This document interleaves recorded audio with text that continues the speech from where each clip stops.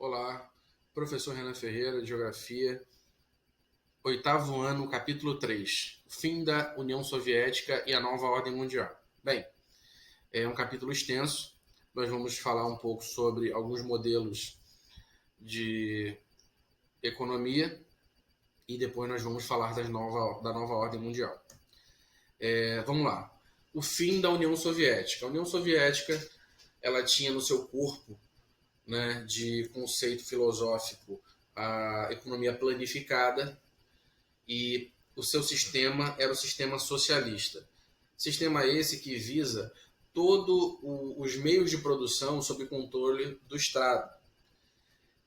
E esse controle ele se dá de maneira opressiva e ele divide, conforme o seu bem entendimento, a riqueza entre os cidadãos. Esse deveria ser um sistema transitório ao comunismo, onde o governo seria desfeito. Mas isso acaba nunca se dando.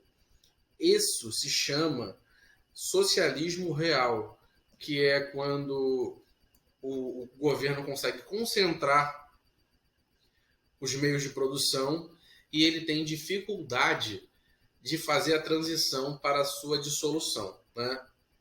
Então a União Soviética ela surge, né, e começa a anexar, a incorporar territórios a partir de 1920 e com a queda do Muro de Berlim na década de 90, de 1990, ela vai assim fragmentar-se e vai perder a maior capacidade de influência sobre os países, esses passando a aderir ao capitalismo, né?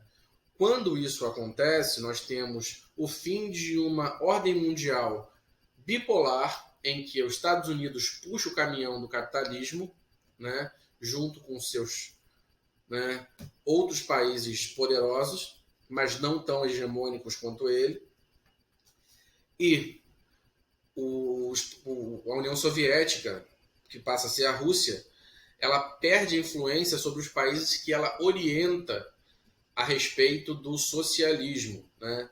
Então, basicamente, ela se desfaz como player econômica e outros players econômicos dentro do capitalismo eles emergem, né? Como assim, Renan? Como é que funciona? Como nós já estudamos, a ordem mundial é o equilíbrio de poder econômico, político e bélico, militar, entre as potências. Não vai ficar, os Estados Unidos não vai ficar sozinho na influência ao mercado mundial, à política mundial, tampouco ao militarismo, a parte de soberania. Outros países vão subir com força, né? Outros países vão querer desfrutar de influência, né? Nós temos assim bem em mente aquele conceito de imperialismo do ano passado, em que os países fazem uma espécie de neocolonialismo. Eles estão explorando os países mais pobres de outra forma, através da lógica do capitalismo, né? Então, vamos lá. Na tentativa ainda, na União Soviética, de permanecer influenciando, unida, ela vai tentar abrir um pouco, democratizar-se um pouco, mas isso não vai ser possível, porque o socialismo em si, na sua base, né, do socialismo real, ele é fechado. Então não cabe muita participação popular, né? É um modelo de supressão para abertura. Então, esse momento de supressão, de concentração de riqueza, de concentração dos meios de produção, ele acabam por fragilizar as relações democráticas, né? Eles acabam com a relação democrática.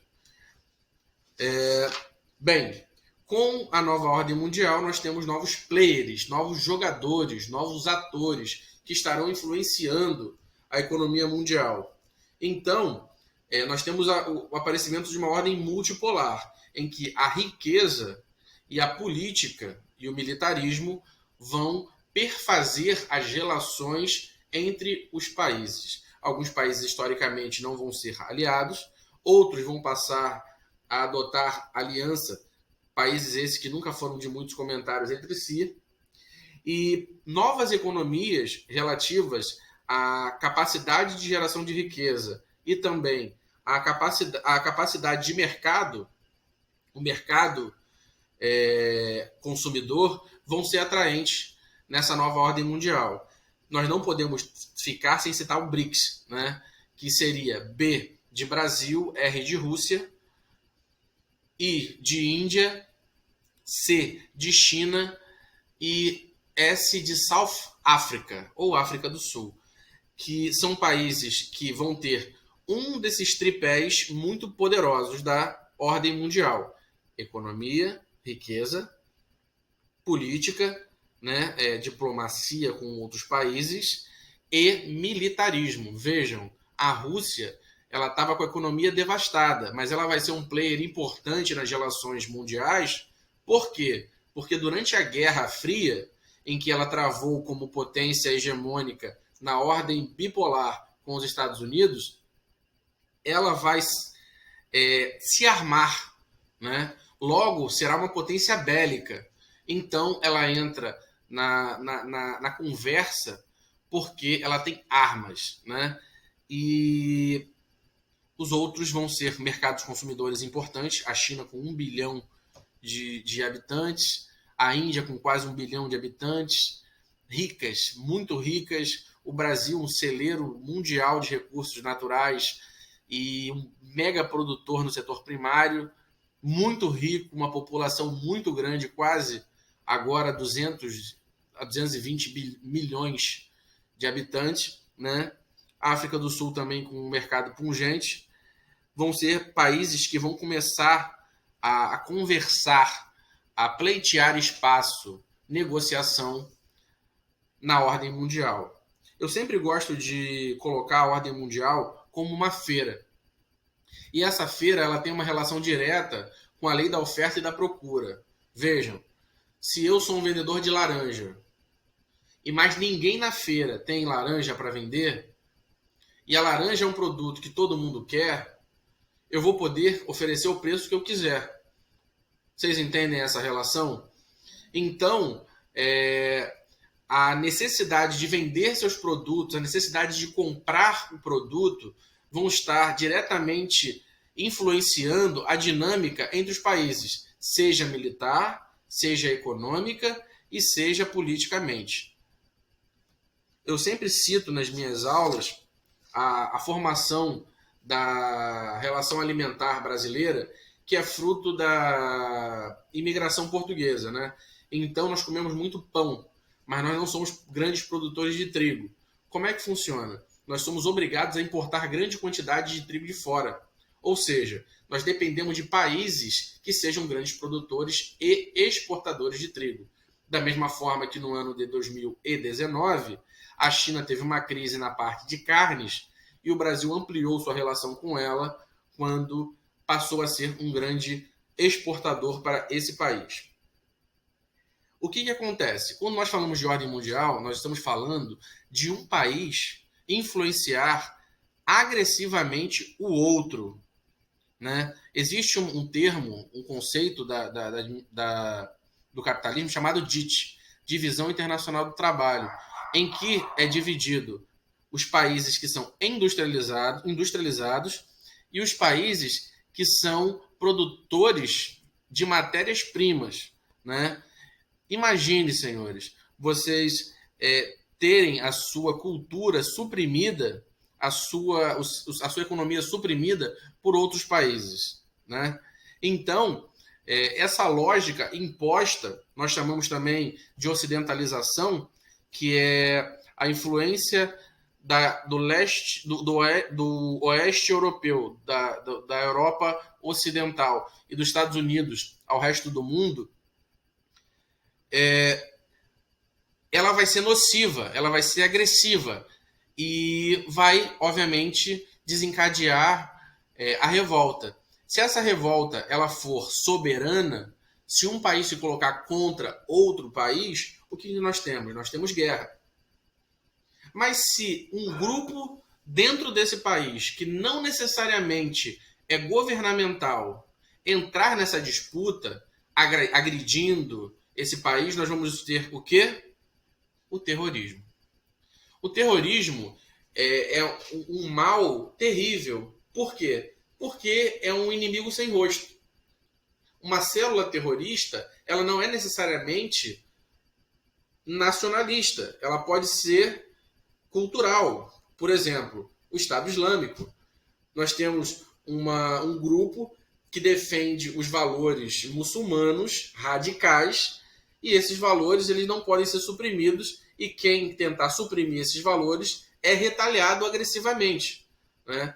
Então, nós vamos ter o fatídico 11 de setembro, em que as Torres Gêmeas vão ser atacadas, um ataque direto à soberania do maior país democrático, capitalista do mundo, a maior potência do mundo sangra, e é um inimigo sem rosto, um inimigo pequeno, que vai ser de todas as formas perseguido, né? Isso vai se representar o fechamento das fronteiras, a população também não é muito, a população que se identifica com alguns elementos dessa cultura, mesmo que não seja radical, nem todos os muçulmanos são homens-bombas em potencial, né?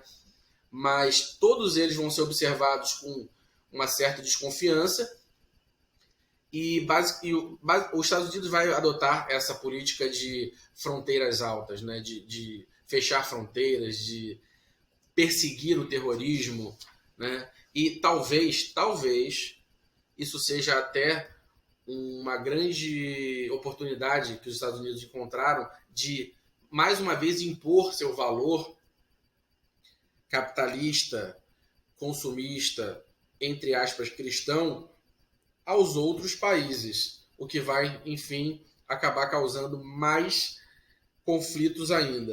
E é assim que vai se dar a ordem mundial.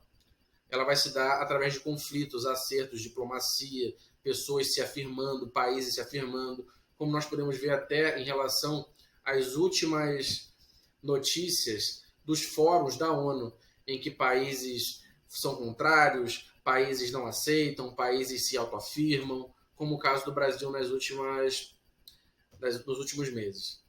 Essa é a aula do capítulo 3. Boa sorte e qualquer dúvida nós estamos à disposição.